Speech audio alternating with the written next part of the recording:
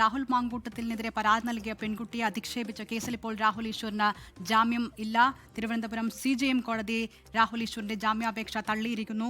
മനീഷ് മഹിപാലാണ് വാർത്തയുടെ വിശദാംശങ്ങളുമായി ചേരുന്നത്. മനീഷ്, ഒടുവിൽ രാഹുൽ ഈശ്വറിന് ജാമ്യം നൽകിയിട്ടില്ല.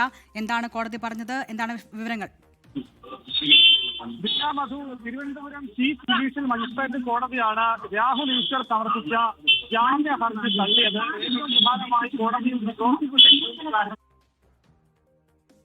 ഇപ്പോൾ രാഹുൽ ഈശ്വറിന്റെ ജാമ്യാപേക്ഷ തള്ളിയിരിക്കുകയാണ് തിരുവനന്തപുരം ചീഫ് ജുഡീഷ്യൽ മജിസ്ട്രേറ്റ് കോടതി.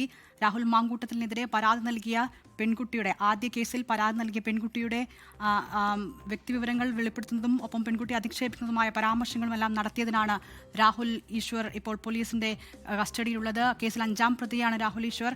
രാഹുലിനെ നേരത്തെ ചോദ്യം ചെയ്യലിന് വിളിപ്പിക്കുകയും പിന്നീട് അറസ്റ്റ് രേഖപ്പെടുത്തുകയുമായിരുന്നു. ജാമ്യാപേക്ഷ കോടതി തള്ളിയിരിക്കുന്നു. മനീഷ് മഹിപാൽ തുടരുകയാണ്. മനീഷ്, പറയൂ.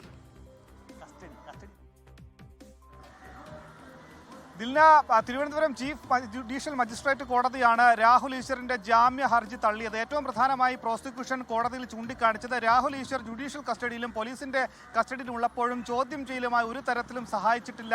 ഇയാളുടെ ഗാഡ്ജറ്റുകൾ, പ്രധാനമായും ലാപ്ടോപ്പ് അടക്കമുള്ള കാര്യങ്ങൾ പോലീസ് പിടിച്ചെടുത്തെങ്കിൽ ഇതിന്റെ പാസ്വേഡ് അടക്കമുള്ള കാര്യങ്ങൾ പങ്കുവച്ചിട്ടില്ല. അതുകൊണ്ട് തന്നെ ഇതൊരു ഗൗരവ സ്വഭാവമുള്ള കേസാണ്. ഒരു പൊതുയിടത്തിൽ നിന്നും, അതായത് ഒരു സ്ത്രീയെ പീഡിപ്പിച്ചതിന്റെ കേസിന്റെ FIR വിശദാംശങ്ങൾ അത് പൊതുമധ്യത്തിൽ അതിന്റെ വിശദാംശങ്ങൾ അത് പ്രസിദ്ധീകരിക്കുക എന്നുള്ളത് വലിയൊരു ക്രിമിനൽ കുറ്റമാണ്.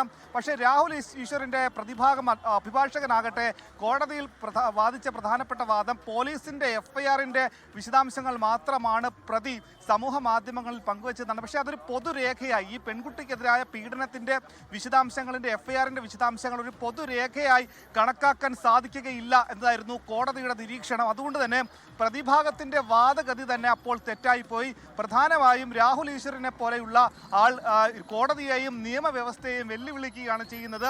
ഇതുമായി ബന്ധപ്പെട്ട ഏറ്റവും പ്രധാനപ്പെട്ട കാര്യം പ്രോസിക്യൂഷൻ പറഞ്ഞത് രാഹുൽ ഈശ്വർ നിരന്തരമായി സമൂഹ മാധ്യമങ്ങളിൽ ഇതുപോലെയുള്ള പോസ്റ്റുകൾ ഇടുന്നയാളാണ്. ഈ ഒരു വിഷയം മാത്രമല്ല, ഇത്തരം കാര്യങ്ങളിൽ ജാമ്യം അനുവദിച്ചാൽ അത് സമൂഹത്തോട് കൊടുക്കുന്ന തെറ്റായ സന്ദേശമായി മാറും എന്ന പ്രോസിക്യൂഷന്റെ പ്രധാനപ്പെട്ട വാദം കോടതി അംഗീകരിച്ചു. അതിലും ഏറെ പ്രധാനപ്പെട്ട രാഹുൽ ഈശ്വർ നേരത്തെ തന്നെ 2 കോടതിയിലായിരുന്നു ജാമ്യ ഹർജി നൽകിയത്. തിരുവനന്തപുരം സെഷൻസ് കോടതിയിലും തിരുവനന്തപുരം CJM കോടതിയിലും ഒരേ സമയത്ത് ജാമ്യ ഹർജി നൽകി. പക്ഷേ ഒരു കോടതിയിൽ 2 കോടതി ഇത് പരിഗണിക്കാൻ സാധിക്കില്ല. CJM കോടതിയിൽ ഇത് പരിഗണിക്കണമെങ്കിൽ തിരുവനന്തപുരം സെഷൻസ് കോടതിയിൽ നിന്നും നിലവിൽ ജാമ്യ ഹർജി പിൻവലിക്കണമെന്ന് കോടതി ആവശ്യപ്പെട്ടു. അങ്ങനെ തിരുവനന്തപുരം സെഷൻസ് കോടതിയിൽ നിന്ന് ജാമ്യ ഹർജി പിൻവലിച്ചതോടുകൂടിയാണ് ഇന്ന് ഉച്ചയ്ക്ക് ശേഷം തിരുവനന്തപുരം CJM കോടതി ജാമ്യ ഹർജി പരിഗണിച്ചത്. നേരത്തെ ഇന്നലെ രാഹുൽ ഈശ്വറിനെ അതായത് നിരാഹാരം ഇരിക്കുന്നതിനെ തുടർന്ന് ആദ്യം പൂജപ്പുര ജയിലിൽ നിന്നും പിന്നീട് സെൻട്രൽ ജയിലിലേക്ക് മാറ്റിയിരുന്നു. അങ്ങനെ സെൻട്രൽ ജയിലിൽ കഴിയുന്ന രാഹുൽ ഈശ്വറിനെ പിന്നീട് ഇന്നലെയാണ് ആരോഗ്യസ്ഥിതി മോശമായതിനെ തുടർന്ന് തിരുവനന്തപുരം മെഡിക്കൽ കോളേജിലേക്ക് മാറ്റിയത്. പക്ഷേ ഇതുവരെയും ഈ നിരാഹാരം ഇരിക്കുന്നത് കൊണ്ടും ആരോഗ്യസ്ഥിതി മോശമായതുകൊണ്ടും പോലീസിന് ഈ രാഹുൽ ഈശ്വറിനെ ഇതുവരെയും ചോദ്യം ചെയ്യാൻ സാധിച്ചിട്ടില്ല. അതുകൊണ്ട് തന്നെ പോലീസ് ഇന്ന് കസ്റ്റഡി അപേക്ഷ കൂടി നൽകിയിട്ടുണ്ട്. പക്ഷേ കസ്റ്റഡി അപേക്ഷയുടെ വിശദാംശങ്ങൾ നമുക്ക് ലഭ്യമായിട്ടില്ല. നിലവിൽ ജുഡീഷ്യൽ കസ്റ്റഡി, ആശുപത്രിയിലാണെങ്കിലും നിലവിൽ രാഹുൽ ഈശ്വർ ജുഡീഷ്യൽ കസ്റ്റഡിയിലാണ്. ജുഡീഷ്യൽ കസ്റ്റഡിയിൽ നിന്നും പോലീസിന്റെ കസ്റ്റഡിയിലേക്ക് വേണമെന്ന പോലീസിന്റെ കസ്റ്റഡി അപേക്ഷ ഇന്ന് കോടതി പരിഗണിച്ചിട്ടുണ്ട്. അതിന്റെ കാര്യത്തിൽ കൂടി തീരുമാനമാകേണ്ടതുണ്ട്. കസ്റ്റഡിയിൽ ലഭിക്കുകയാണെങ്കിൽ ഈ മാസം 10 വരെ, അതായത് ഈ മാസം അതിനുശേഷം കസ്റ്റഡി ലഭിക്കണമെന്നായിരിക്കും പോലീസിന്റെ, പ്രധാനമായും സൈബർ പോലീസിന്റെ ആവശ്യം. നേരത്തെയൊക്കെ തന്നെ ഇതുമായി ബന്ധപ്പെട്ട് രാഹുൽ ഈശ്വറിനെ ചോദ്യം ചെയ്തപ്പോഴൊക്കെ തന്നെ ഒരു കാര്യവും തുറന്നു പറയുന്നത് പ്രധാനമായും ഇയാൾ ഈ സൈബർ അധിക്ഷേപം നടത്തിയിട്ടുള്ള ഗാഡ്ജറ്റുകൾ, പ്രധാനമായും ഇയാളുടെ ഫോൺ, ഒപ്പം തന്നെ ലാപ്ടോപ്പ് അടക്കമുള്ള കാര്യങ്ങളിലേക്ക്, വിശദാംശങ്ങളിലേക്ക് പോലീസിന് എത്തണമെങ്കിൽ ഇതിന്റെ സൈബർ സെക്യൂരിറ്റി വലുതാണ്. അത്തരം സൈബർ സെക്യൂരിറ്റി ബ്രേക്ക് ചെയ്തുകൊണ്ട് പാസ്വേഡ് അടക്കമുള്ള കാര്യങ്ങൾ വെളിപ്പെടുത്താൻ രാഹുൽ ഈശ്വർ തയ്യാറായിട്ടില്ല. അതുകൊണ്ട് തന്നെ ഇത്തരം കാര്യങ്ങളിൽ ഒരു തീരുമാനം വന്ന് അത്തരം ആ വിഷയങ്ങളിലൊക്കെ തന്നെ കൃത്യമായ മൊഴിയെടുക്കുകയും വിശദാംശങ്ങളും വിവരങ്ങളും തെളിവുകളും ശേഖരിച്ച ശേഷം മാത്രമേ ഏതെങ്കിലും തരത്തിൽ ജാമ്യം കോടതി പരിഗണിക്കാവൂ എന്ന പ്രോസിക്യൂഷന്റെ വാദം കോടതി അംഗീകരിച്ചുകൊണ്ട് നമുക്ക് ഇപ്പോൾ കാണാൻ. എന്താണെങ്കിലും രാഹുൽ ഈശ്വറിന്റെ ജാമ്യ ഹർജി തിരുവനന്തപുരം ചീഫ് ജുഡീഷ്യൽ മജിസ്ട്രേറ്റ് കോടതി തള്ളിയിരിക്കുകയാണ്. മനീഷ് മഹിപാലാണ് വാർത്തയുടെ വിശദാംശങ്ങൾ നൽകുന്നത്. രാഹുൽ മാങ്കൂട്ടത്തിനെതിരെ പരാതി ഉന്നയിച്ച യുവതിയുടെ വ്യക്തിവിവരങ്ങൾ പുറത്തുവിടുന്ന തരത്തിലുള്ള വീഡിയോകൾ നടത്തുക, പരാമർശങ്ങൾ നടത്തുക, ഒപ്പം ആ പെൺകുട്ടിയെ അധിക്ഷേപിക്കുന്ന രീതിയിലുള്ള പരാമർശങ്ങൾ നടത്തുക.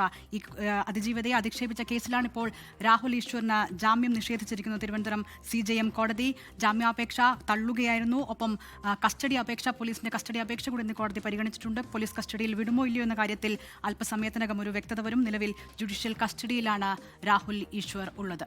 ലോകത്തെവിടെയായാലും ഏത് സമയത്തും 24 വാർത്തകളും ഓഗ്മെന്റഡ് റിയാലിറ്റി പാക്കേജുകളും എക്സ്പ്ലെയിനറുകളും വിശദമായി കാണാൻ ഞങ്ങളുടെ യൂട്യൂബ് ചാനൽ നിങ്ങൾക്ക് സബ്സ്ക്രൈബ് ചെയ്യാം.